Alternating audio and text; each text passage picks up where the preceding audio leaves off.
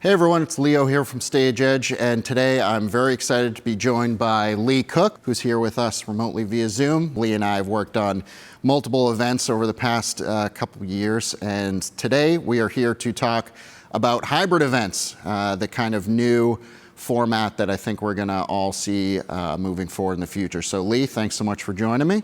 Thanks for having me. I kind of hate to dwell on the past, but I think it's very important to look back at least to this past year really quickly. So initially, when COVID hit and lockdowns hit, et cetera, we shifted to complete virtual, and we were kind of in the trenches on figuring out what exactly that meant. Of course, nobody could be together anywhere, so we had to bring them together remotely. But now, as in certain parts of the world and the country, restrictions are easing a little bit. People are really chomping at the bit to get back in person together in one form or another. But I think we both agree that there's always going to be some element of people who are remote, people who maybe aren't in person, and people who are in person. So just quickly, from your perspective, I'd love to get your kind of layman's terms definition of what a hybrid event is in your mind from your experience, and also how that sort of new format is getting, what the response is from clients. Essentially, a hybrid event, the very basic definition, it would be anytime you are engaging with an in-person audience as well as a virtual audience.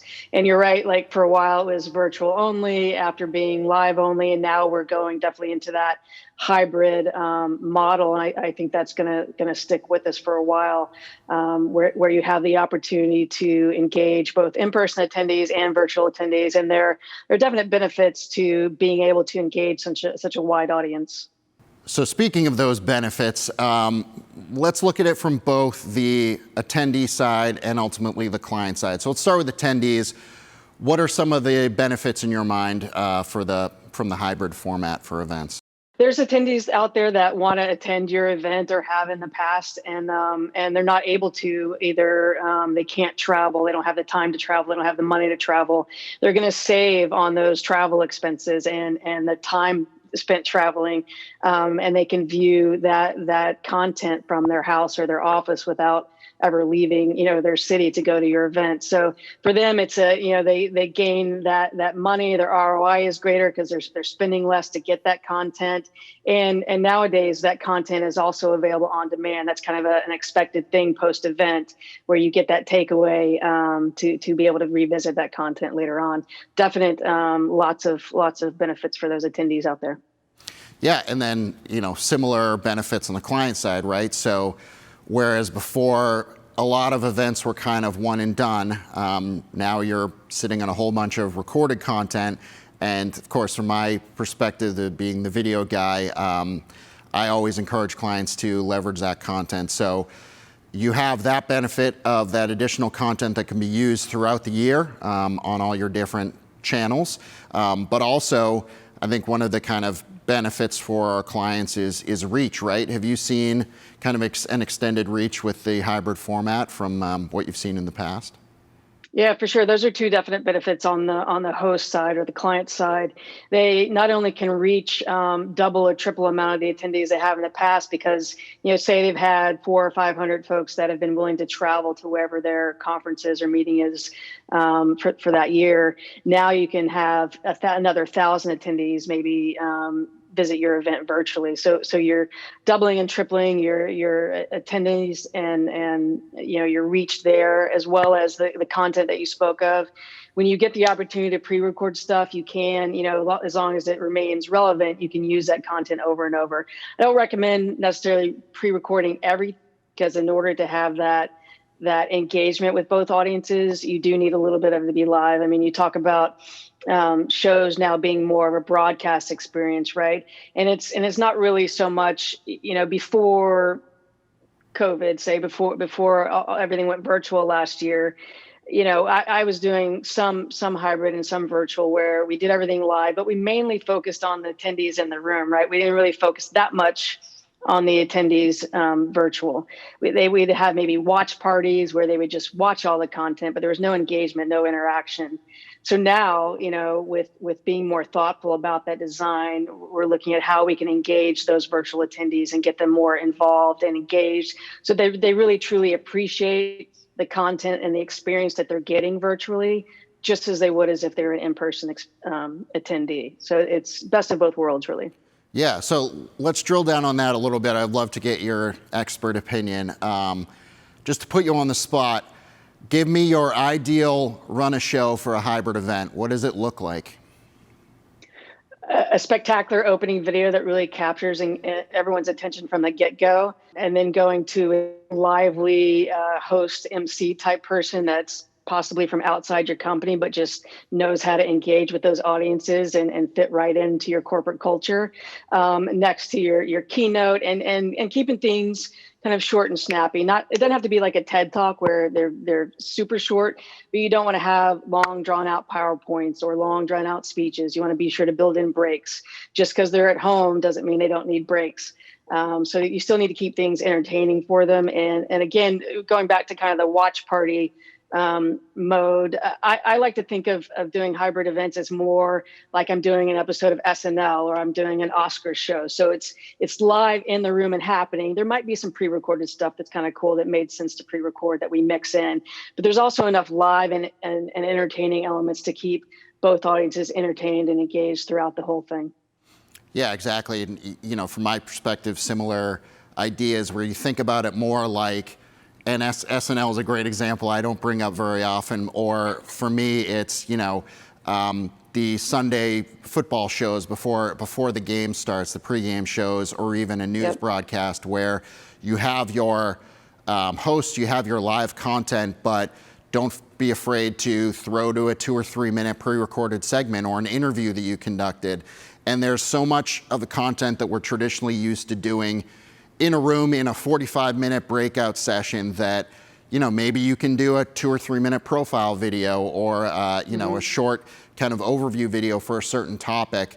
And that not only shaves a little bit of time, but keeps your online audiences engaged. And I'm sure, your folks in the room will be happy to get a little bit of extra time to meet with each other and network as well. I feel like this is, my kind of outside perspective, but I think the idea of completely stacking a day with meeting after meeting after meeting is probably going to be shifted a little bit, even as, maybe the primary event is live in a hotel or in a ballroom. But now that we have to consider the online audience as well, I think there's going to be kind of a paradigm shift in how those in-person events are structured, right? Do you agree, or have you seen any sort of changes in the run of shows in person? Yeah, well, so I'm seeing more global engagement, and interaction, and by that I mean, so wherever a company's based, whether it's U.S. or European based, they're trying to engage and get everyone to attend from globally. So, and that could be presenters presenting from Europe and presenting from America, and attendees from all over the world. So, because you can have that global reach. Your meeting might only be a 4 or 5 hours long. That best fits to kind of reach all those areas of the world. So definitely shortening the meeting. I mean, it's never been fun to attend an 8-hour meeting, right? So definitely shortening that meeting is a great idea and really just increases your reach. In terms of, again, I'm kind of running through buzzwords of the past year, right? One of them is, let's just say, interactivity. What are some of the ways that you've seen audiences engage when you've got people in a room together, but then also have to be really conscious of the folks at home? Any sort of tools, tips, or tricks to keep everyone kind of on the same page? Yeah, it's making the virtual audience feel just as important as the in-person audience. So if you get a swag bag when you arrive in person, well, everyone attending virtually should get a swag bag, delivered to their house before the conference starts. That can include snacks or T-shirts or whatever, things to interact with them in the meeting.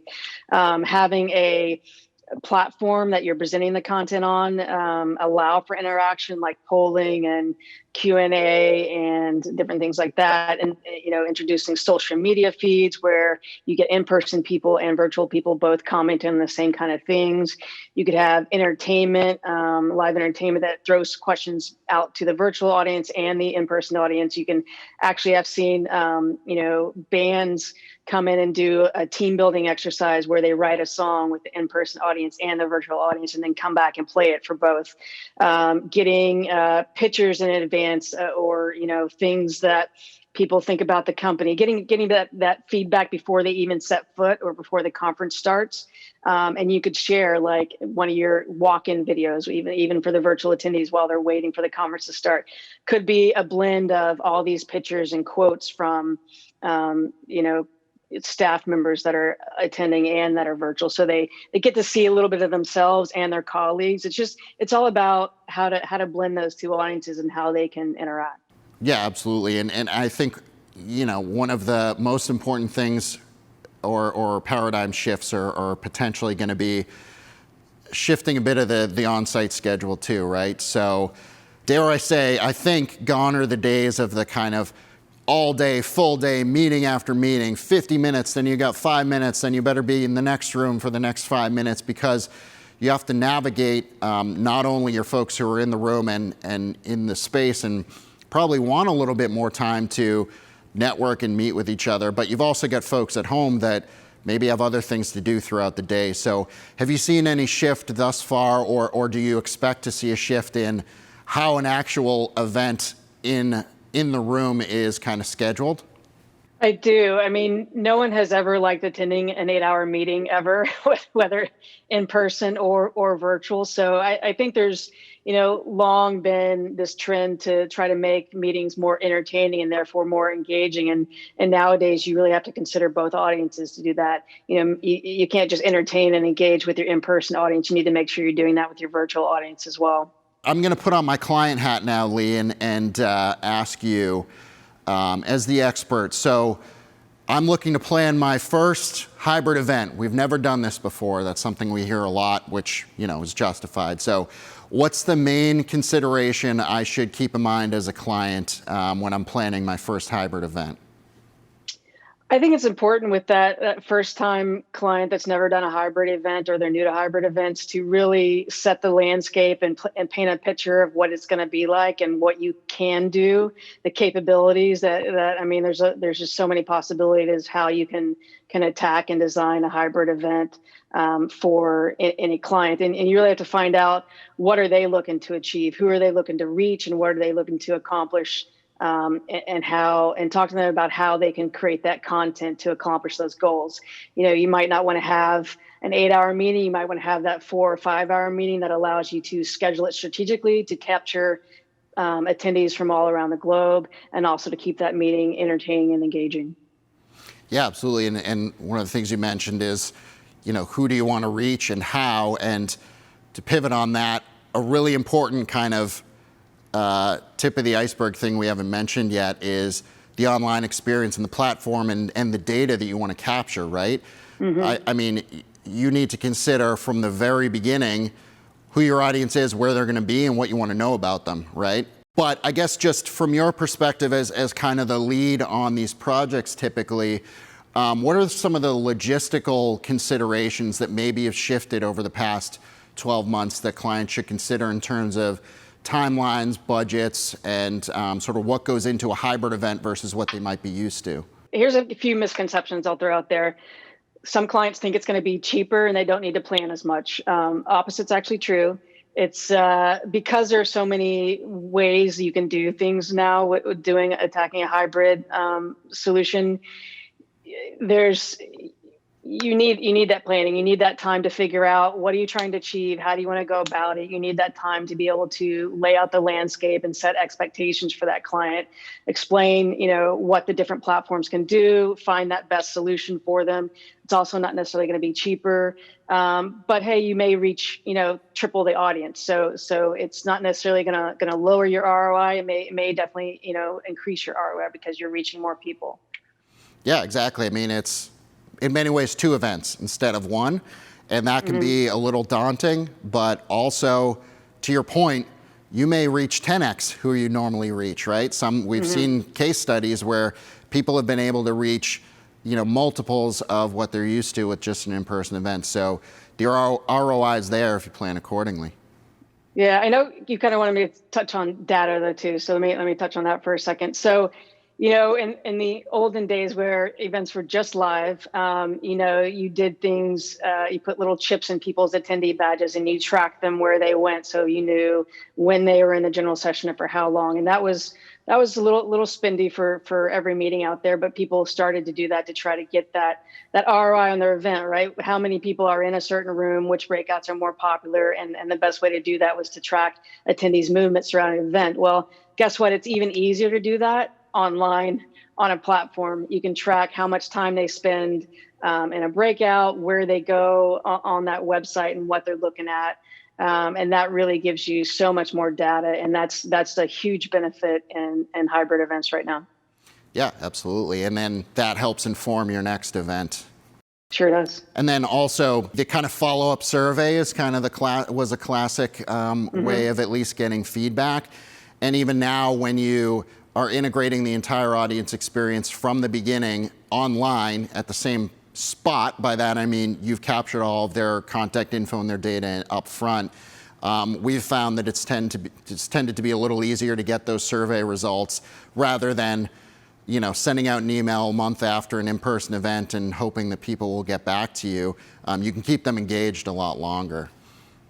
Yeah, capturing that event right on the platform or right there, before they leave either the platform or the in-person event is really the way to do it. Just like if you get a hotel survey after you leave a hotel and it's like a week later and you've forgotten everything and you don't care. But if it's that same day right after you check out, you might actually respond to it. So the timeliness of getting that feedback is also extremely important.